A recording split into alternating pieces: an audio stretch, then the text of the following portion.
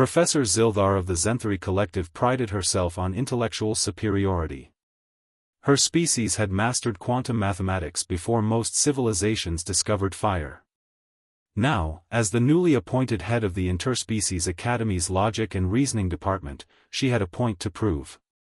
Humans were the newest members of the Galactic Council, and their admission remained controversial. How could a species that still engaged in tribal conflicts and primitive entertainment possibly contribute to galactic intellectual discourse? She would demonstrate their limitations definitively.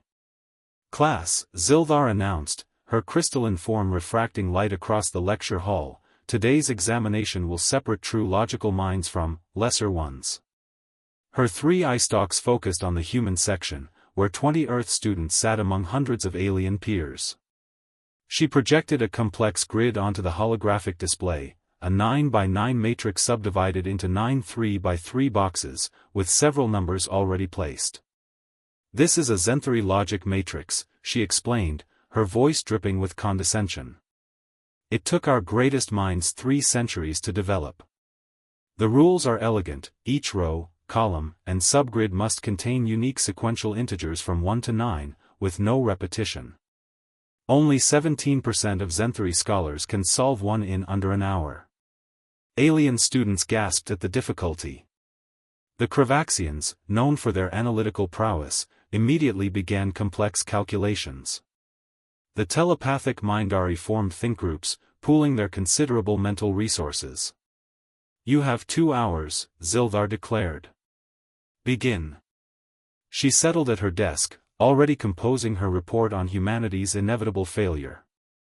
Perhaps this would finally convince the Council that emotional, illogical humans had no place among. Done. Zildar's eye stalks snapped toward the human section. A young woman named Jennifer Park stood, datapad in hand.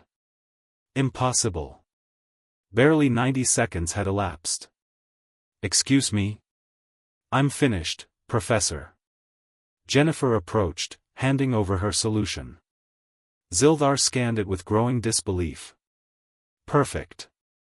Every number placed correctly, following rules that should have taken hours to even comprehend. How did you possibly? Oh. Another human hand rose. Marcus Chen grinned. Me too, Professor. Then another. And another. Within 5 minutes, all 20 humans had completed what Zildar had designed as an impossible test.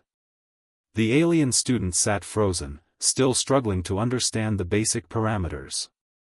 Zildar's crystalline form flickered with confused colors. "This is absurd. What method did you use? What quantum processors? What hive mind cheating?" Jennifer looked genuinely confused. "Professor, this is just Sudoku." Sudoku? Yeah, it's a puzzle game on Earth. You can find it in newspapers, puzzle books, apps. My grandmother does 3 every morning with her coffee. I've been solving these since I was like 8 years old. Marcus pulled out his phone. There are millions of these online. Easy ones, hard ones, expert level. Some people do them competitively. The world record for solving one is under 90 seconds. Zildar felt her confidence crystallizing into horror. "You're saying this puzzle, which represents the pinnacle of Zenthari intellectual achievement, is a common children's game on your world?" "I wouldn't say children's game," Jennifer said diplomatically. "More like a popular pastime for all ages. It's in the entertainment section, usually near the crossword puzzles and word searches." "Entertainment?" Zildar's voice pitched higher. "You solve complex logical matrices for fun?" "Well, yeah," Marcus shrugged. "Humans like puzzles. We have thousands of types.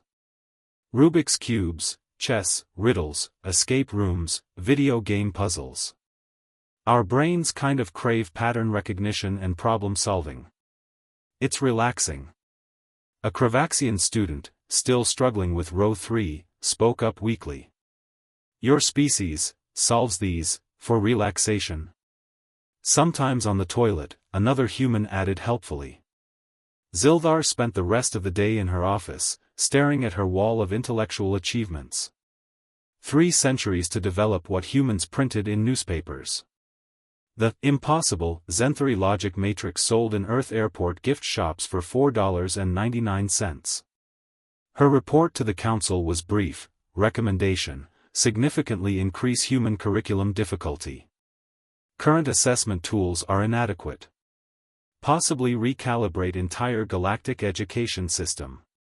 She paused, then added one final note: downloaded 500 human puzzle applications for research purposes.